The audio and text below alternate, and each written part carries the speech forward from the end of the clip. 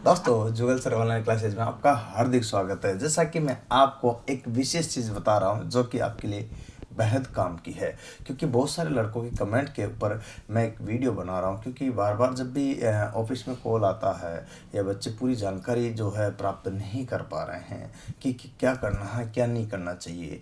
देखिएगा, आपको अभी हाल में मिली सूचना के आधार पर यह कहा जा सकता है कि टेक्निकल हेल्पर की वैकेंसी कभी भी आ सकती है। तो आप अपने जहाँ भी चाहे, ऑनलाइन ऑफलाइन, या फिर आप यहाँ भी आ सकते हो कोटा राजस्थान में, जहाँ चाहे वहाँ पर कोचिंग कर सकते हो, क्योंकि समय बहुत कम है। लास्ट टाइम टेक्निकल हेल्पर की भर्ती में 23 दिन मिले थे फॉर्म भरने से लेकर के पेपर कराने तक का, क्योंकि टोटल ही पेपर ऑनलाइन होता है। इसलिए आपको ध्यान रखने की बात है कि समय कम है। डीएमआरसी के लिए भी अगर बात करें तो दोस्तों उसकी भी भर्ती आई गई है, फॉर्म भर दिया है। अब कब पेपर होंगे ये आपको पता ही है, इसलिए तैयारी में जुट जाए। जहाँ पर भी है, जिस जगह है वहीं जुट जाइए, और वहाँ नहीं गए यहाँ करना चाहे तो यहाँ भी आ सकते हो। जहाँ उचित लगे वहाँ आप कोचिंग या फिर पढ़ाई अपनी जारी रखिए, बस इस बात का ध्यान रखिए। एक बात और बताओ, इसके अलावा बहुत सारी भर्तियाँ निकली है, उसमें अगर एक और चीज़ है वो है यूपीपीसीएल जिसकी आने वाली है। वो सेम यूपीपीसीएल की वैकेंसी का भी अगर जिक्र करें तो वो भी बहुत ही जल्दी आपके आने वाली है। तो आप दोस्तों जुड़े रहो और लगे रहो तैयारी के लिए। मैं कुछ विशेष बात बताने जा रहा हूँ आज, जो इस क्लास का उद्देश्य है कि आपके लिए क्या चीज़ मैं लेकर के आया हूँ, नई ध्यान देने की बात है। तो समझिए, सबसे पहले आपको मैं यहाँ पर बता रहा हूँ, देखिएगा, न्यू बैच इन्फॉर्मेशन। सारी की सारी जो न्यू बैच की इन्फॉर्मेशन है, नए बैच की संपूर्ण जानकारी, ऑल जो इन्फॉर्मेशन है मैं आपको देना चाहता हूँ। अब ऑल इन्फॉर्मेशन के अंदर जो भी चीज़ें मैं यहाँ लिखा हूँ ये आपको देखिएगा समय बच जाए और कम से कम समय में मैं आपको प्रोवाइड करा दूँ। अब आपको देखना है कि यहाँ पर जो है अपन एक चीज़ कर रहे हैं आप सभी के लिए। न्यू बैच जो है आपके लिए स्टार्ट कर रहे हैं दोस्तों, न्यू बैच। और न्यू बैच जो स्टार्ट हो रहे हैं तो आपके ध्यान रखने के बाद 27 जनवरी 2020, कितना, 27 जनवरी 2020 को अपन यहाँ पर न्यू बैच स्टार्ट कर रहे हैं। वो मंडे रहेगा, क्या रहेगा, मंडे को। तो यहाँ पर बात है। दूसरा, अगर कोई बच्चे जो है, स्टूडेंट जो है अपने यहाँ पर 27 को नहीं आ सकते तो 3 फरवरी 2020 को एक नया बैच और स्टार्ट होगा। अब किसका होगा ये भी मैं आपको स्पष्ट कर देता हूँ, ध्यान दीजिएगा। और शाम का भी रहेगा, सुबह का भी रहेगा, इवनिंग और मॉर्निंग बैच आपको मिल जाएगा, और दोपहर का भी एक बैच मिल जाएगा। कोई दिक्कत वाली बात नहीं है। मैं आपको बताना चाहता हूँ यहाँ। अब बात करते हैं तो कौन कौन से बैच किस किस के कब स्टार्ट हो रहे हैं। डीएमआरसी और डीआरडीओ और इसरो और एनटीआरओ का जो एग्ज़ाम है यहाँ पर न्यू बैच स्टार्ट हो रहा, तो 27 तारीख को हो रहा।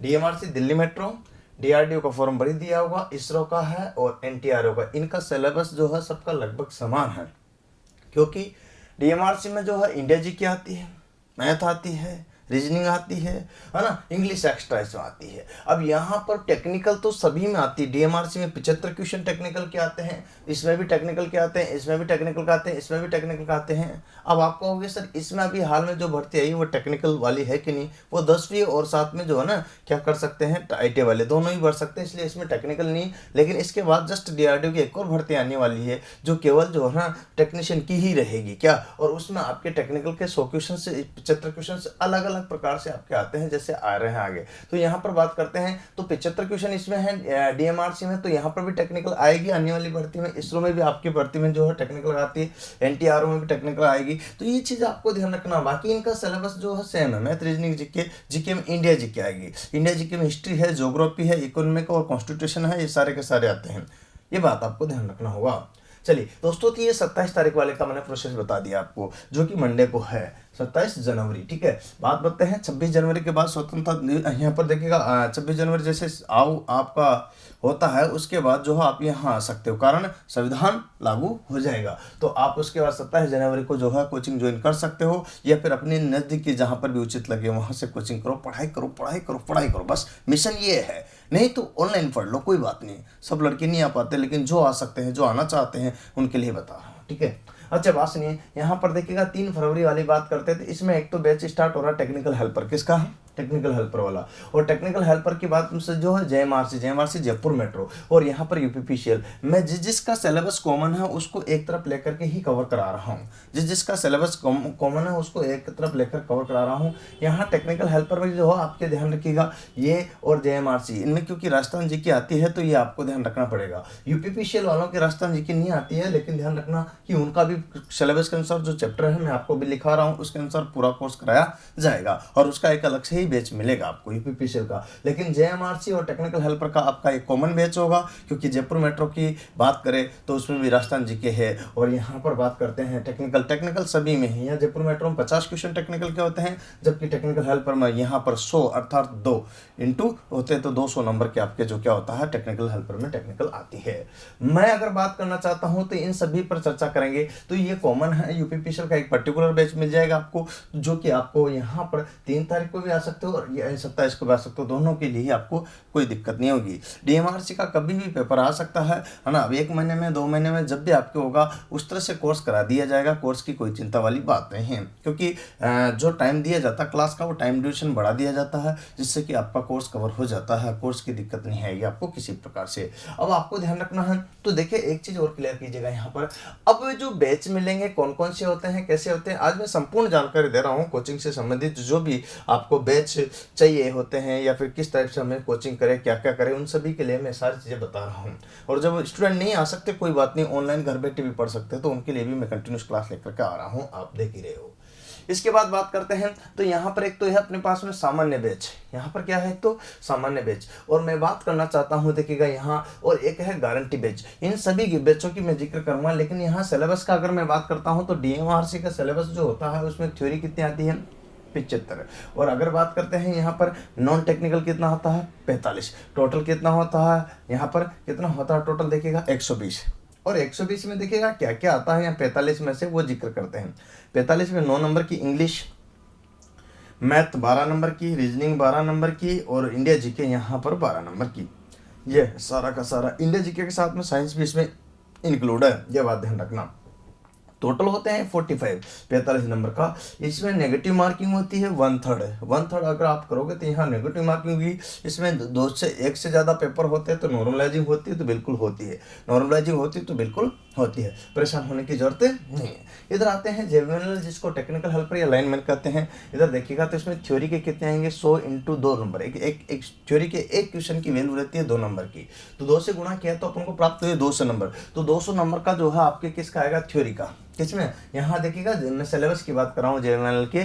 और यहाँ पर बात करते हैं तो ये रहा मैथ के आपके जो है लगभग, इसमें लास्ट टाइम के हिसाब से बता रहा हूँ, इसमें कुछ कम ज़्यादा हो सकते हैं। इधर वाले में ये 50 जो क्वेश्चन है ना लास्ट वाले, इन 50 क्वेश्चनों में से कम ज़्यादा हो सकते हैं, परंतु ध्यान रखना इसमें किसमें यहाँ ये फिक्स है। तो यहाँ कम ज़्यादा का मतलब साइंस में ज़्यादा जाए, कभी मैथ का ज़्यादा जाए, कभी कंप्यूटर का ज़्यादा जाए, कभी राजस्थान जी के ज़्यादा जाए, ऐसे कम ज़्यादा हो सकता है। लेकिन जो 18 पेपर 2018 के हुए थे उनके आधार पर मैं आपको एक कॉमन जो है कि भाई एवरेज क्या आए हैं वो आपको बता रहा हूँ। अब देखिएगा मैथ आपके यहाँ पर हो गई, इसके बाद में साइंस के आपके 5 क्वेश्चन लगभग आ जाते हैं, किसी में कम किसी में ज़्यादा। इसके बाद बात करते हैं तो 5 के बाद में 1 नंबर की वैल्यू इसकी कितनी, यहाँ 2 की कितनी है, कितनी एक की।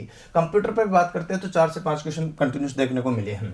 और राजस्थान जीके की बात करते हैं तो राजस्थान जीके में आपके 25 क्वेश्चन देखने को लगभग मिले हैं, 20 से 25 एवरेज में आए हैं। अब 20 से 25 क्वेश्चनों का भी अगर मैं आपको अलग अलग विवरण दूं तो ध्यान देने की बात है, पहले ये ध्यान दीजिए टोटल क्वेश्चन कितने हुए हैं 150, उसके नंबर कितने हुए हैं 250, क्योंकि यहाँ 200 ये हो गया, बाकी तो इधर तो एक नंबर का ही था। ये चीज़ आपको सिलेबस में याद रखनी चाहिए। इसके बाद में जो है 25 जो क्वेश्चन ये है इसका तो बताता हूँ आपको कि हिस्ट्री आएगी इसमें राजस्थान की, वो कितनी 5 नंबर के लगभग, ज्योग्राफी कितनी लगभग 5 नंबर के लगभग, कल्चर कितना लगभग 5 नंबर के लगभग, अगर कॉन्स्टिट्यूशन कितना लगभग 5 नंबर के लगभग, और करंट जीके कितने लगभग 5 नंबर के लगभग। इस तरह से 25 नंबर का भी मैंने यहाँ पर क्लेरिफाई कर दिया गया है, ये चीज़ आपको ध्यान रखनी पड़ेगी। अब बात बताऊँ तो इसमें नेगेटिव मार्किंग होगी कि नहीं होगी, ध्यान रखना, क्योंकि विकल्प कितने आते हैं इसमें 5, ऑब्जेक्टिव कितने आते हैं 5, ऑप्शन कितने आते हैं 5, जबकि बाकी सभी में 4 विकल्प आते हैं। पर यहाँ माइनस मार्किंग होती है, माइनस मार्किंग नहीं होती। अतः यहाँ टेक्निकल हेल्पर अर्थात लाइनमैन में पूरे क्वेश्चन करके आना होता है। एक और बात बताऊँ दोस्तों, यहाँ पर अगर बात करते हैं तो ये टोटल अगर बात करेंगे तो अपन यहाँ पर क्लियर कर लिया। एक यूपीपीसीएल वालों का भी थोड़ा सा जिक्र कर लेता हूँ। यूपीपीसीएल सिलेबस देखिएगा, यहाँ अगर बात की जाए तो यूपीपीसीएल सिलेबस की बात करते हैं तो इसमें कंप्यूटर है पहला नंबर का पेपर, जिसमें 50 क्वेश्चन आएंगे। कितने आएंगे कंप्यूटर के? 50 क्वेश्चन। इसके बाद आता है सेकंड नंबर का। सेकंड नंबर में टेक्निकल थ्योरी जो है आपकी कितने नंबर की आएगी, यहाँ ध्यान देने की बात है। सेकंड नंबर अगर बात करते हैं तो टेक्निकल थ्योरी आपकी आएगी वो कितनी है, 150 नंबर की। इसके बाद में राजस्थान जीके, यहाँ पर जीके प्लस यहाँ पर क्या आता है, रीजनिंग। क्या था, राजस्थानी जीके प्लस रीजनिंग की बात करते हैं तो ये कितने की आएगी, 20 नंबर की। अगर बात करते हैं तो यहाँ इंग्लिश कितने नंबर की, 15 नंबर की। हिंदी कितनी ही, 15 नंबर की। टोटल कितना आएगा यहाँ पर, 200 नंबर। कितना, और इसमें माइनस मार्किंग होती है 1/4। कितनी होती है यूपीपीएसएल में, 1/4। कितनी होती है दोस्तों, 1/4। ये है यूपीपीएसएल का सिलेबस। इसमें कंप्यूटर भी बाहुबली और सबसे ज्यादा बाहुबली, टेक्निकल थ्योरी। अगर ये 150 नंबर आपके जो है सिलेक्शन करा सकते हैं, इसमें कोई दिक्कत वाली बात नहीं। मोस्टली ज़्यादातर ध्यान उसी चैप्टर पर देना चाहिए जिसमें ज़्यादा मार्क्स हो। और यहाँ 150 है, कितने हैं क्वेश्चन, 150 क्वेश्चन बहुत होते हैं दोस्तों, इसमें सिलेक्शन हो जाता है। ये है आपको, ये तीनों का सिलेबस बता दिया मैंने, और इनका लगभग बाकी का सबका कॉमन होता है। और पूरा अगर सिलेबस का विस्तार से डिटेल में चाहिए तो पूरे इसके चैप्टर कौन कौन से, कैसे कैसे क्या क्या है, तो इसका मैंने प्लेलिस्ट में डाला हुआ है। तो आपके डीएमआरसी का ले लो या फिर अपने इसका टेक्निकल हेल्पर का ले लो, लाइनमैन का ले लो, सबका जो है चैप्टर में मैंने डाला हुआ है। तो आप उसको पूरा डिटेल में पढ़ सकते हो, समझ सकते हो और उसको क्लियर कर सकते हो किससे ज़्यादा आता है टेक्निकल में या किससे कम आता है। ये सारा विवरण मैंने पूरा अलग अलग करके पूरा बोर्ड भर करके आपको बताया हुआ है, जो कि आपको ध्यान रखने की बात है और देख सकते हो। तो पूरा विस्तार से अगर चाहिए तो मैं फिर भी यहाँ पर भी क्लियरिफाई कर दिया कि कौन कौन सा किस किस तरह का क्या क्या सिलेबस है। ये बात आपको मैंने क्लियर बता दी है। अब बात आती है, देखिएगा यहाँ पर, यहाँ बात करते हैं तो बैच कौन कौन से उपलब्ध है, क्या है। मैंने तारीख तो आपको बता ही दी है, कौन सा कब चल रहा नया बैच, ये भी आपको क्लियर दिख रहा है, ठीक है।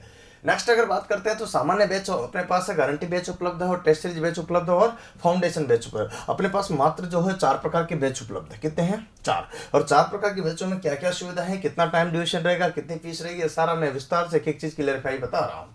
देखना, अवधि की अगर बात करते हैं सामान्य बैच की तो कितनी अवधि हो सकती है, 3 से 4 महीना। लेकिन अगर आपके एग्जाम सर पर आ जाता है तो इसमें जो है यहाँ पर 2 से 2.5 महीने, 3 महीने में और 2 महीने में भी कराया जा सकता है। जैसे डीएमआरसी का पेपर मान लीजिए 2 महीने में आ गया, 1.5 महीने में आ गया, और यहाँ पर और 3 महीने में आया, 3 महीने जब भी आएगा तो आपका पेपर से पहले कोर्स कराया जाएगा। क्यों, क्योंकि कारण आपको मैं बताता हूँ कि यहाँ देखिए सुबह 8 से लेकर के 1 घंटे, यहाँ पर 5 घंटे क्लास हो रही है।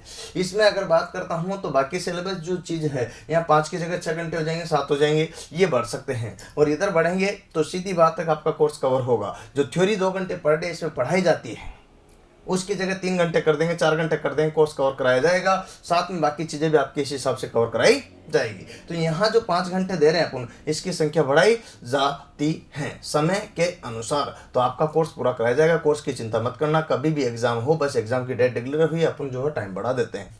और जब तक नहीं है, एवरेज इसका टाइम लेते हैं 3 से 4 महीने का। कितना लेते हैं, 3 से 4 महीने। ये सामान्य बैच की, इसकी फीस मात्र जो है आपके 6,500 है। कितनी है, 6,500 रुपये, जो कि आपको मैं यहाँ पर क्लियरिफाई बता रहा हूँ कि भाई किस तरह से आपके कितनी फीस लगेगी। इसके बाद आता है एक टेस्ट सीरीज बैच।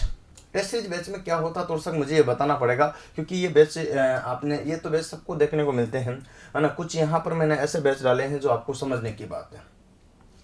इसकी अवधि होती है प्रत्येक माह, ये भी समझने की बात है। प्रत्येक माह का मतलब क्या होता है, इसकी फीस जो है 1,000 रुपये है। क्या है, 1,000 रुपये। और यहाँ अगर बात करते हैं तो समय कितना है, 3 से 6, अर्थात यहाँ पर 3 घंटे का समय है। क्या है, 3 घंटे का, और मात्र 1,000 रुपये है। प्रत्येक माह का मतलब है कि कोर्स प्रत्येक माह हो जाएगा क्या, नहीं, ऐसा नहीं है। मैं आपको समझाना चाहूँ इसके बारे में। ये जो है टेस्ट सीरीज बैच, इसमें डीएमआरसी के, ध्यान दो, डीएमआरसी के, किसके, डीएमआरसी के। इसके बाद में जो है टेक्निकल हेल्पर के, इसके बाद में जो है यूपीपीसीएल के, किसके, यूपीपीसीएल के। इसके बाद में इसरो के, भेल के, सेल के, डीआरडीओ के, इत्यादि जितनी भी आज तक के कंपटीशन हुए हैं, उन सभी के लगभग पेपर मेरे पास उपलब्ध है, लगभग, ठीक है। तो सारों के पेपर उपलब्ध है, तो उनको जो है पर डे 50 क्वेश्चन हल कराया जाता है। किसमें हल कराया जाता है, मतलब कैसे, जैसे कोई भी वैकल्पिक क्वेश्चन आते हैं अपने पास ऑब्जेक्टिव, ठीक है। और ऑब्जेक्टिव में आपसे कोई भी क्वेश्चन आ जाता है कि जैसे पंखा है, सीलिंग फैन है, यदि इसका कैपेसिटर निकाल लिया जाए तो क्या होगा, ऐसा कोई क्वेश्चन आया, आपने समझना। अब मैं इसमें बताऊंगा भाई कि पंखा तो है, सीलिंग फैन है, इसका कैपेसिटर निकाल लिया जाए तो क्या होगा। तो पंखा चलेगा, रुक रुक के चलेगा, नहीं चलेगा, क्या रुक रुक के चलेगा, नहीं चलेगा, डंडे की सहायता से चलेगा, ऐसे 4 से 5 विकल्प आपके सामने आ जाते हैं। अब मुझे ये स्पष्ट करना होता है इस टेस्ट सीरीज बैच में कि प्रत्येक बंदूकों की जब जो 50 क्वेश्चन हो, इन 50 में 4 विकल्प होते हैं, उन चारों विकल्पों के बारे में नीचे नोट करा करके विवरण देना होता है कि जैसे कि पंखा चलेगा कि नहीं चलेगा, तो आपका आंसर होगा पंखा नहीं चलेगा। कारण आपको बताना पड़ेगा कि भाई पंखा क्यों नहीं चलेगा, क्योंकि कैपेसिटर पावर फैक्टर बढ़ाने का कार्य करता है, जिसकी सहायता से क्या होता है कि पंखा बराबर गति पर घूम जाता है। अब आपको धीरे धीरे चलता तो है सर, लेकिन वो मान्य नहीं है टेक्निकल अनुसार। आपका आंसर ये होगा कि पंखा नहीं चलेगा। ठीक है, उसी में एक और नोट डाल के लिखा दो साथ में कि भाई पंखे का जो है आकार कहाँ से लिया जाता, तो ब्लेडों के साइज से। तो वो जो है ना आपके आरपीएम जो होता है ना उसके आधार पर ही वो काउंट करता है। तो कारण क्योंकि ब्लेड का जो साइज होता है ना, कौन सा राउंड करते हैं डायमीटर, उसके आधार पर इसका क्या लिया जाता है, साइज लिया जाता है। तो ये चीज़ें सारी जो छोटी छोटी है ना। और जो पंखे में जो मोटर होती है वो आपको पता है कैपेसिटर स्टार्ट मोटर होती है, कैपेसिटर रन जो आप जानते हो। यहाँ पर सीलिंग फैन की बात कर रहे हैं, कैपेसिटर है तो इसका मतलब क्या करना है, स्टार्ट करने के लिए तो कैपेसिटर का कार्य इसमें लिखा दिया जाता है। ऐसे कोई भी बिंदु ले लेते हैं अपन। इसी टाइप से जैसे आपसे कहा जाए कि एमसीबी क्या है, तो आपको बताओगे कि एक सुरक्षा युक्ति है। क्या है, सुरक्षा युक्ति है ना। तो इस टाइप से कोई भी क्वेश्चन है उसमें 4 विकल्प आएगा, तो उसमें क्या है कि निम्न में से कौन सी सुरक्षा युक्ति है, एमसीबी है, रिले है क्या, इसके बाद में फ्यूज है ना, एमसीबी है, रिले है, फ्यूज है, अर्थ है क्या, ये चारों विकल्प दे दिए। तो अर्थ क्या होता है, इसका रंग कौन सा होता है, समझ रहे हो। जैसे अर्थ क्या है, हरा रंग इसका, और अर्थ क्या मानव जीवन की सुरक्षा करता है। एमसीबी क्या है कि परिपथ को ऑन ऑफ करती है, कैसे, जब शॉर्ट सर्किट होता तब। अच्छा, इसके बाद में क्या है, आपको बताना है कि कौन सी सुरक्षा युक्ति है। तो है ये नहीं है तो एक उसमें से डाल देगा, नहीं है तो एक ऑप्शन दूसरा हटा देगा। तो उपरोक्त सभी आपका आंसर आ जाएगा। क्या आ जाएगा, है ना। फ्यूज के बारे में बता दिया, एमसीबी के बारे में बता दिया, है ना। फ्यूज भी आपकी एक सुरक्षा युक्ति है जो कि अधिक मान की धारा प्रवाहित होने पर क्या हो जाता है, परिपथ को तोड़ देता है। इसी तरह से आपके अगर ये नहीं आता तो जैसे दूसरा आ जाता क्वेश्चन कोई भी, तो इस टाइप का जो है जैसे कि अपन तड़ित चालक है, वो भी एक सुरक्षा युक्ति जो भवनों की सुरक्षा प्रदान करता है।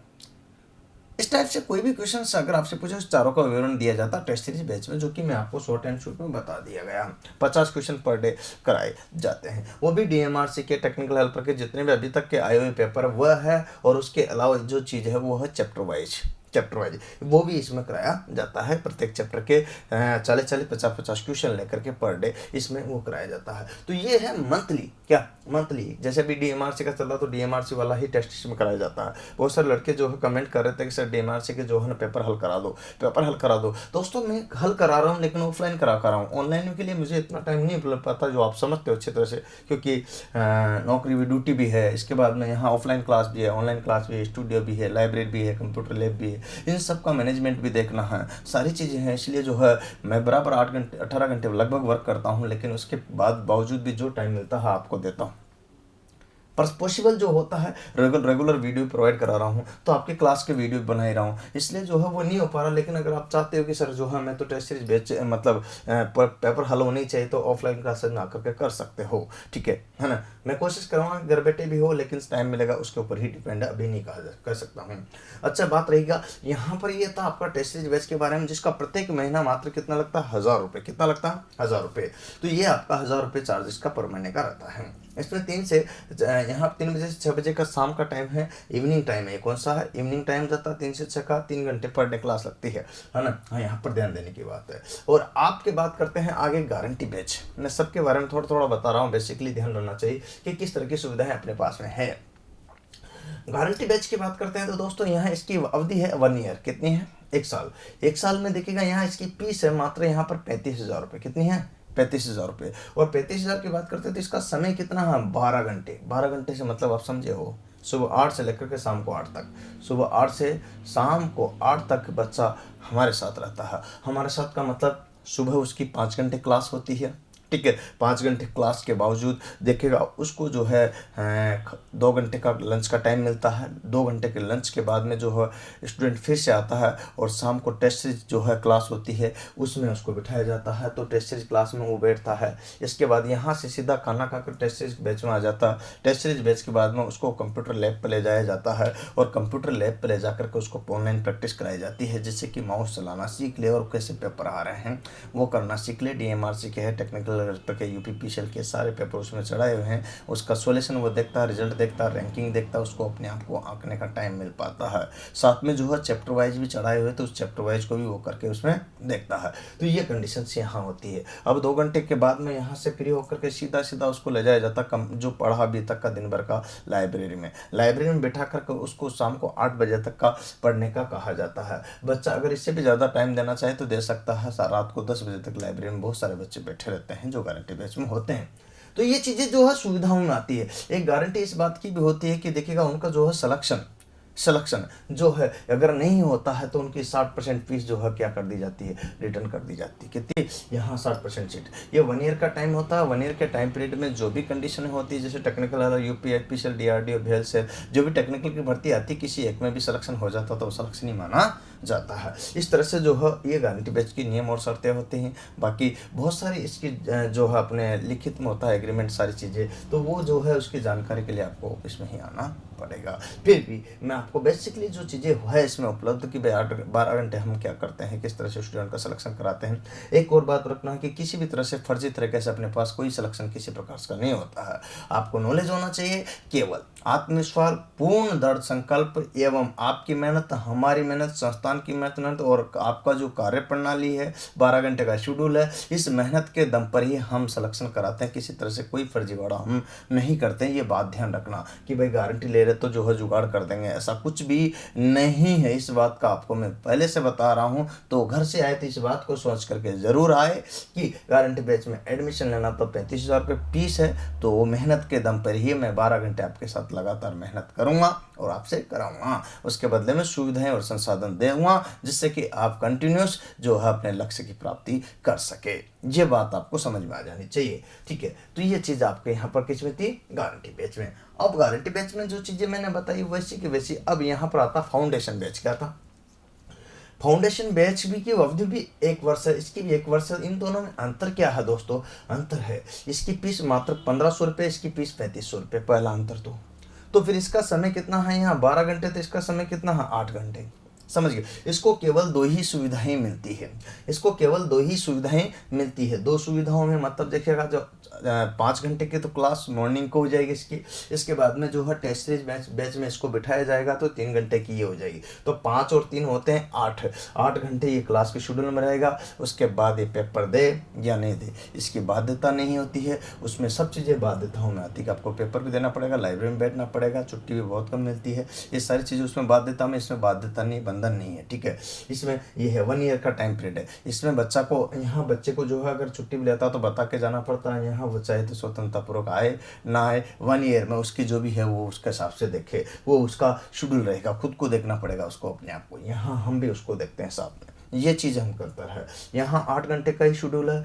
अब क्या सर जो है सारे बैच वालों को कंप्यूटर लैब पर पेपर देने को मिलेगा? हाँ मिलता है भाई, ज़रूर मिलता है कंप्यूटर लैब पर पेपर देने को, पर उसका टाइम शेड्यूल होता है। और जो टाइम शेड्यूल और जिस तरह के जो बनाया गया कि कौन सा बच्चा कब आएगा उसके अनुसार ही पेपर दे पाता कंप्यूटर लैब में जो चढ़े हुए हैं। क्योंकि आजकल ऑनलाइन पेपर हो गए, तो दोस्तों आपको ऑनलाइन दिलाना चाहिए नहीं दिलाना चाहिए, बताइए, दिलाना चाहिए ना। तो वही चीज़ है, जो चीज़ें सुविधाओं में आनी चाहिए वो आनी चाहिए। तो ऑनलाइन पेपर तो ऑनलाइन ही दिलाना चाहिए। आजकल पता है डीएमआरसी के अच्छे लेवल के क्वेश्चन आते हैं, तो अच्छे लेवल के क्वेश्चन कराना चाहिए नहीं कराना चाहिए। स्टैंडर्ड है ना, बेसिक से आजकल नहीं आते हैं तो अच्छे लेवल के क्वेश्चन कराना चाहिए। बहुत सारे लड़के कहते हैं कि सर डीएमआरसी का या फिर जो पेपर आ रहे हैं वो जो है बहुत लेवल के आते हैं अच्छे। तो कोई बात नहीं दोस्तों, आप लेवल के क्वेश्चन के लिए टेस्ट सीरीज बैच ज्वाइन कर लो, तो मैं लेवल के क्वेश्चन ही आपको हल करा रहा हूँ। दिक्कत क्या, इससे ज़्यादा और क्या चाहिए, है ना भाई। कैसे आते हैं, है ना, दूध का दूध पानी का पानी वहीं हो जाएगा, तो आपको परेशान होने की जरूरत नहीं रहेगी, ये मेरा मानना है। उम्मीद करता हूँ ये सारी की सारी जो चीज़ें मैंने बताई है ये आपको समझ में आई रही होगी। और इसका पूरा डिटेल से आज मैंने जो है इन सभी के बारे में आपको पूरा शेयर किया है, और वही चीज़ मैं बता रहा हूँ कि आप लगे रहो। मैं तो ये कहूँगा, देखो लास्ट में एक बार फिर से आपसे कि भाई आप चाहे यहाँ आओ या मत आओ, लेकिन जहाँ सुविधाएँ मिले वहाँ पढ़ लो। बहुत सारे लड़के गरीब होते हैं जो नहीं नहीं आ पाते तो कोई बात नहीं, आप घर बैठे पढ़ लो, ऑनलाइन डिजिटल ज़माना है ना। जो भी टीचर बढ़िया लगे उनसे पढ़ लीजिएगा, क्योंकि जो भी बढ़िया लगे, जहाँ से भी अच्छी चीज़ मिले ले लेना चाहिए, ये मेरा मानना है, ठीक है। तो आप अपने दोस्तों से, आप अपने मित्रों से, आप अपने फ्रेंड सर्कल से कह सकते हो। और अगर आपको अच्छा लगे तो क्या है कि क्लास भी ज्वाइन कर सकते हो कि नहीं सर मैं तो रिस्क नहीं उठाना चाहता, तो आप क्लास ज्वाइन करने के लिए कोटा राजस्थान आ सकते हो। कहाँ आ सकते हो? कोटा राजस्थान। और नहीं तो आपके नज़दीकी जहाँ चाहे वहाँ कोचिंग की तैयारी कर सकते हो, मेरा ये मानना है, ठीक है। उम्मीद है सारी बातें आपके समझ में आ रही होगी। बस लगे रहो जज्बे के साथ, क्योंकि कहा ना किसी महापुरुष ने कि यही जज्बा रहा तो मुश्किलों का हल भी निकलेगा। जमीन बंजर हुई तो क्या, यहीं से जल भी निकलेगा। ना हो मायूस, ना घबरा इन अंधेरों से मेरे साथी, इन्हीं काली रातों के दामन से सुनहरा कल भी निकलेगा। आज नहीं तो कल निकलेगा। उम्मीद है आपको ये वीडियो पसंद आएगा, तो इसको बहुत ज़्यादा अपने दोस्तों को फेसबुक और व्हाट्सएप पर शेयर करोगे। और नए दोस्त बिल्कुल बेल बटन दबाना न भूले, ये ध्यान रखिएगा। आज के लिए इतना ही, फिर मिलेंगे नेक्स्ट वीडियो के साथ। जय हिंद, जय भारत, वंदे मातरम।